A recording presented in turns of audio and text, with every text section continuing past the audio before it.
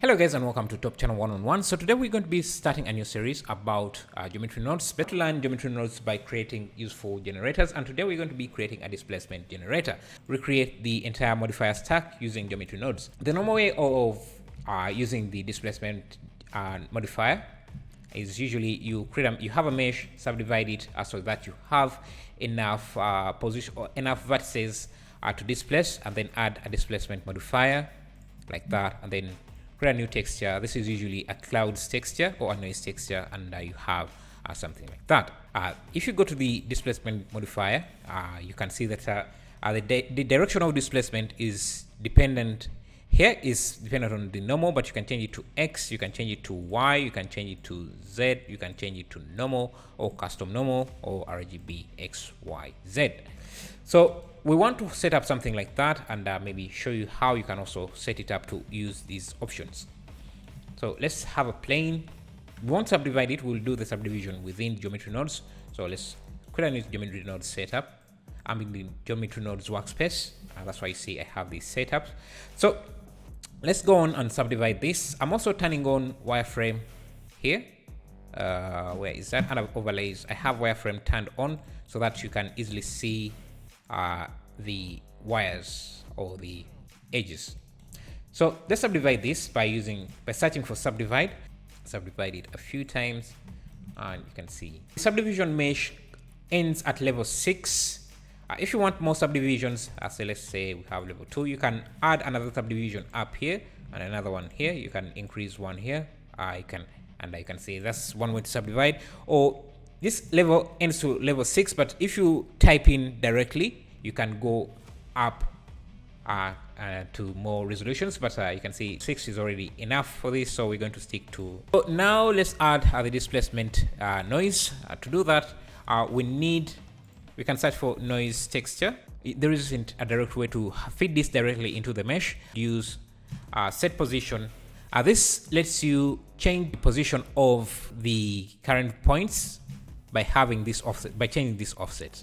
So I can offset the current position of all points in the X, Y, and Z, just like that. But instead of using a value like here, I can also use a noise texture, and that will give us something like that. But this looks way different from what we have here. And because remember, in here, the direction of the displacement was based off different options here. So we have normal currently, and because our normals are facing directly up here, up, that's why you see the displacement is going up. So if we had another mesh or another face whose normals were facing, let me add a few subdivisions. This side, you can see the displacement is going into that direction. If we have if we change this to a different axis, say XY, basically we get nearly the same. Let me use the factor here. We nearly get the same results as this, and actually let me do the same and have this extruded.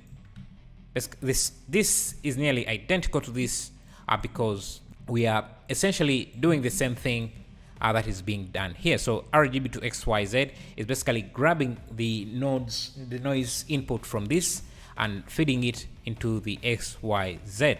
Now, if we want just to offset this in the Z direction, we can feed this noise into just the Z direction. But right now, you see all these are combined. These X, Y, and Z are combined, so there isn't a way to just feed this directly in, except if we use if we separate those inputs first. And the way to separate them is by using the combine XY. It's a bit confusing because to separate these, you have to use the combine XY, and to combine them, you use the separate node. So we have these separated here.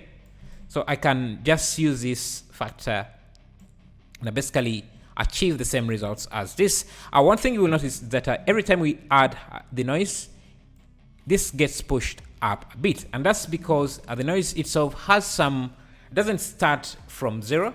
So to make it start from 0, we need to subtract 0.5 so that those values are reduced back to 0, and now we have the same results. Now to have the X, we just have to move this to X, basically get the same results as this.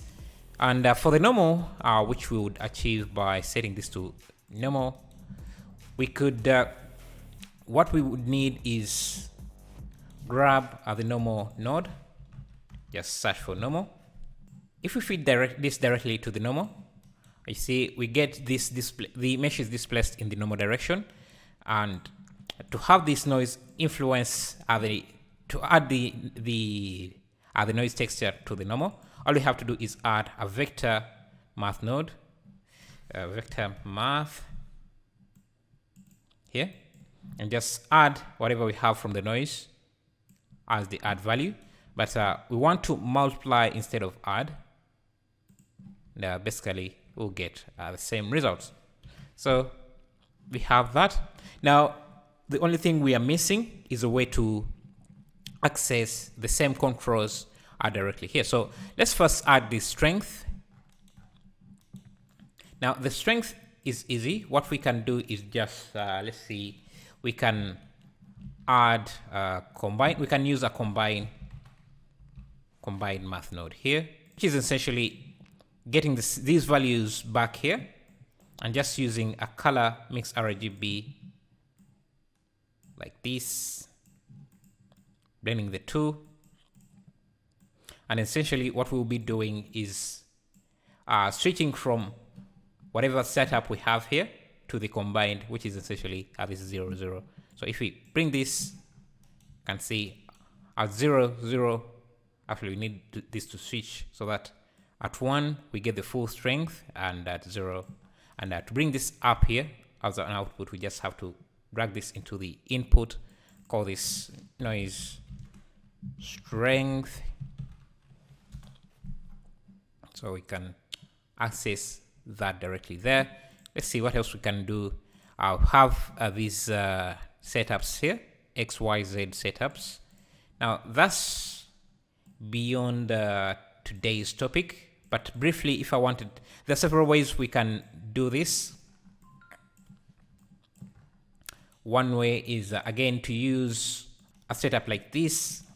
So if we have, if this is the X, so sorry, if this is the normal setup, we can have another setup for the, so basically we just have a combine, and just use the X,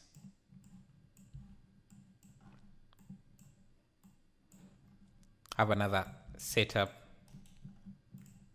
for the Y, and have another setup for the Z.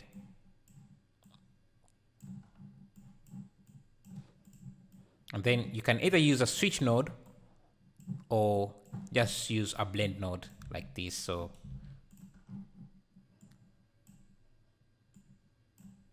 and then this like this, and then finally we would blend the normal and whatever results we have here, then just connect this here.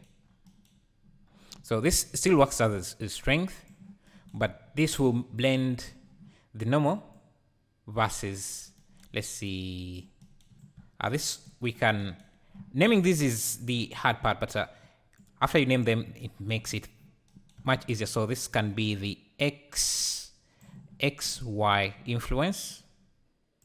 So XY, and then this would be Z versus XY. They can just have it as Z versus XY.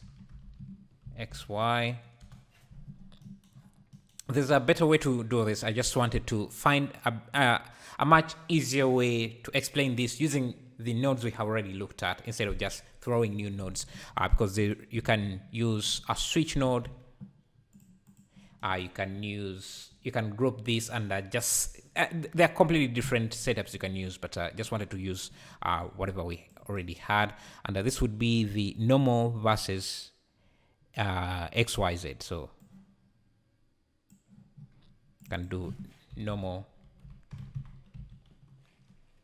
XYZ like that. So if I want to use XY, sorry, the Z, I can just use this as long as the normal is off. If I want to use the X, I can X or Y, I can use this. Unfortunately, for geometry nodes, we don't really have a drop-down list like this just yet. It will really make things much easier. Now, if you want to add, say, the mid-level, let's see how the mid-level works. Basically, just move things up and down. We can just add, you can just use a vector math here and just add. I think we're adding to the normal direction. So we can just use a normal.